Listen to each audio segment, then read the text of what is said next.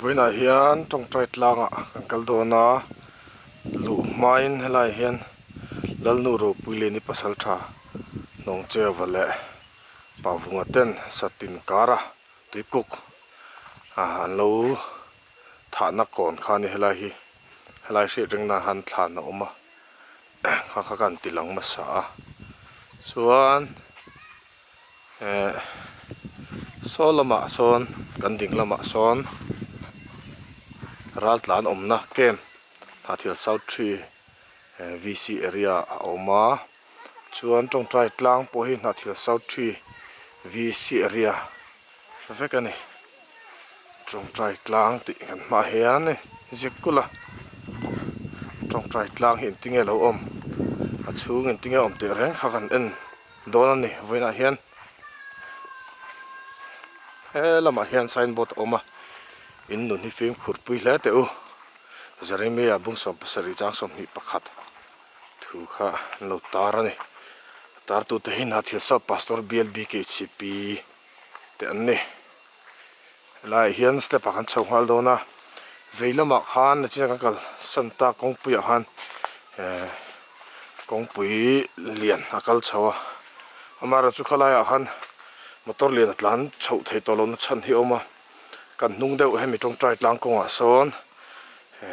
in khel mol an laina grass na tiloina grass kan neina turata na mol an lai kha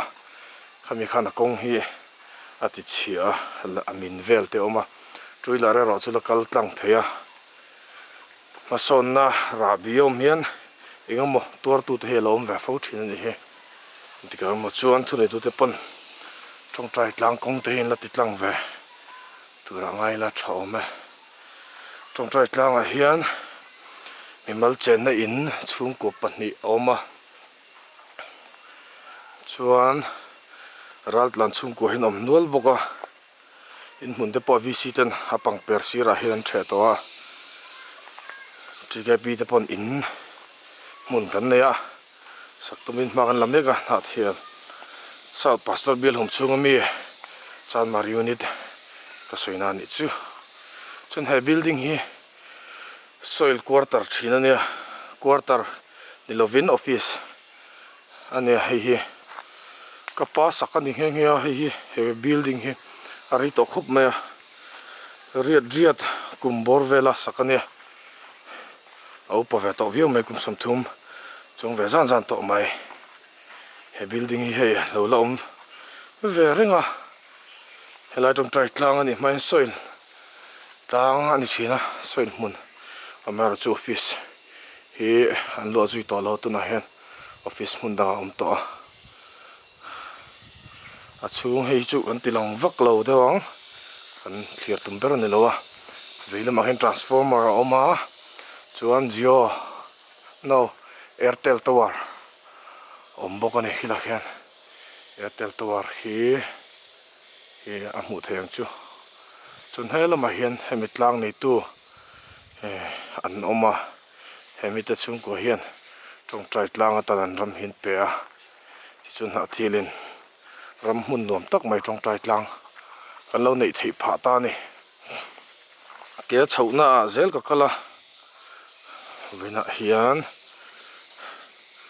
tuilar akal tatan te chuan akal thei veka tunan ni china building kan soi po kha aron tlan lu theina a main road atang khana omani furten ya he nim ve khop mai tuna ri chuan himal chok ke darang chi te khanom lem lo wangin trong trai tlang a hian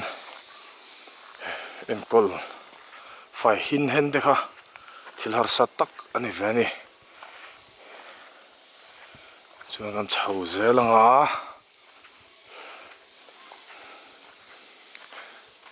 atlang chungzol atlang trepa an chin zelang kal zelanga voina hian na thila trong trai tlang om hi intinge om dan ti velte kan en don ani trong trai tlang kan ti khachuni reng to a henglai tlang song hi asir mun rem chang lai hian bethel ten mi angkal fowa a main building baka khan tlang mu hi thae me maya mun oi tlan ang kha oma om me lova ti chon tong trai nan puna rem em em hela hin hei building hi oma helai building hi tong trai tlang om nuwa sakania tong trai tlang committee ang te poina an enkol te poni theng chu tong trai tlang hi upa ke sangkunga penial BCM penial ami te ho pusarma BCM chan marite heng ho ataran chuak bultan ania alomong khop mai ani hian na thial tan nu ma thatak tong trai tu thatak min pe ti thei ome akot zoligan en chin photanga chuan sola sang kalpui kanaute ka fa te paninama helai tong trai tlang kan ti chunia a building here chung hi rangwa nia abang hitai la nia a chuat a starting te cement ania ban le bim te ting chi kha ani phung chu kan thre thiam hwa langa building om dan chu chon hala hian tong trai na in ti lo oma tong trai na in lungphum tu Reverend Dr. K. Thanzawa BCM President Punni ni sompali thlathum sang ni sompakhat hong tu Mrs. Lal Remsiam mi kha ninga tro englo te nei kha ani don he thosil tu kha bank te nei khamo honni ni somni pakhat haruk sang ni som pahni tong trai tlang organizing committee tina omani he chuan a chung hi tuma chapal bunlu phallo ania hela hian tala hian kalova tala chin khai mai meya le kan lu ton chinang le kong ka han hong ru le ka hong e la chapal kan phela mo maza chu poilo a chung hela ma hian dokan te oma tian chair oma armless chair hi lai nam pokam thua chuan khola khon chair om le boka parda te sana te calendar tivel mun ruak khani mai ta chung hi chu hela ma hian fellowship pangchi te kating tina phanarem em ma chung hi tiang khatang hela ma hi arwak atian thut nahi gan rem kola tule alai hian rem thei boka chia ti gan rem bok thina achung hen engengama thuziak po om ve a miaw la ka chhang che thil ro pui le in thup i shek ai lo chu ken ti rang che Jeremia bung sam thum pathum chang thum mi khan lo zia khani a jong kha chung ania len la tong trai ri don lo wangin an chuak le ringa kong ka kan khar ringa chuan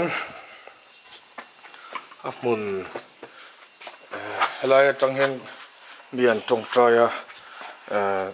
a polong te ti ke piang te ke ti piang te pioi diang te po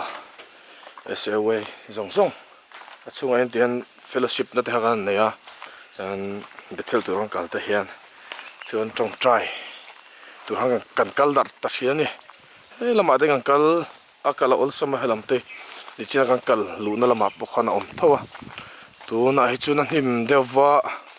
tong trai na mun tu ri tam lu tuk lova a then chuna him te point lo du zok ve mai thei boka lama hian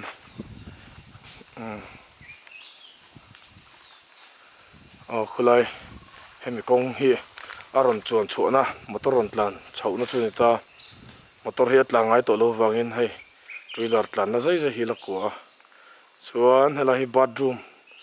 ania a thangkhu chu bollo paina tivel ning ka ria hela hi tangkai vakin kan mang lawa chuan trong trai tlang ah hian kan kem du tan te khan tui a awm veka trong trai kem han nei du tan pawh khan helai hian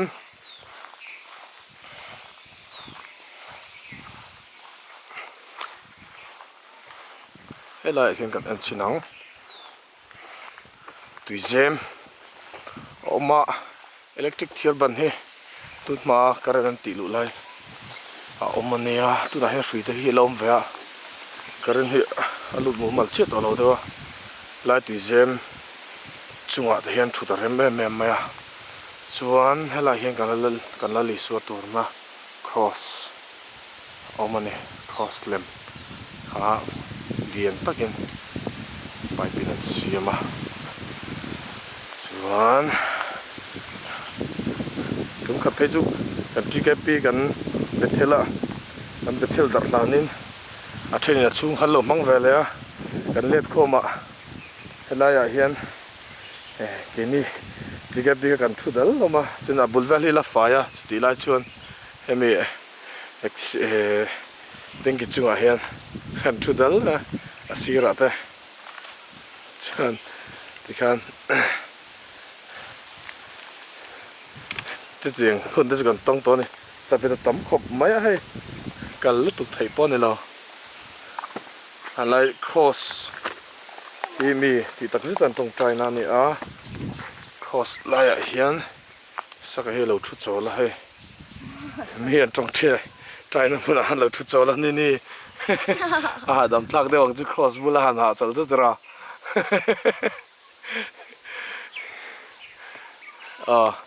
helai mol thai a thlang an kal view na chi pon lo tu na chun oi khulai huan ram huan te om tha helai te kan trong trai fo thina mun rem thai me mania chuan helam te po hi mun rem vek khani ta chuan helai pangper tha jong jong hi hu ta thui takin trong trai na mun a oma chuan helama khon api lama poson om ta trong trai tlang an le don mai ang helai bi ka chuan trong trai na mun rem chang mian trong trai than na deuh lai chu helai kan thak ken ding lama chuk thak ken kan ma zo na khon ai sem dar theya tham te po ma chung te po chu rem chang em mai ni helai mun hi upadau chunga pe chon trong trai tlang bi ken bo ruak than anei te ti thin speaker upadau chunga trong trai tlang bo ru chu adang tlat thin te thin ani lai hian helai kal te kan thu chol thin bok ta chuna pi po so ma tun fur te hian zo se trong trai tlang organizing committee te po hian an la ti file lam te pon la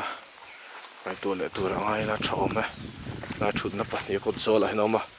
nim lo la chon tin a cham doi thina ko zol vel hi anom ve em mai zel ni ko zol zau nom deuh kha om bo chu thli tho he we reng me a ve na po hian camera hian aria akalemo tha thodeu ham mai anom khop mai kholum pom lo hala mun he dai hlim em hay thing lian pui te oma a chung hen hei min hlim veka a kot zol a hen ni sa po hi om vak lo a asalai chu om pho ma se ti khan hei thing hian a huala engemo om chu ni helai hen hang tiang kha trong trai tlang na thial south tvc area hom a omania na thila trong trai tlang kan nei kan han tar lan thei te chu kan han ti lan thei te chu ni te se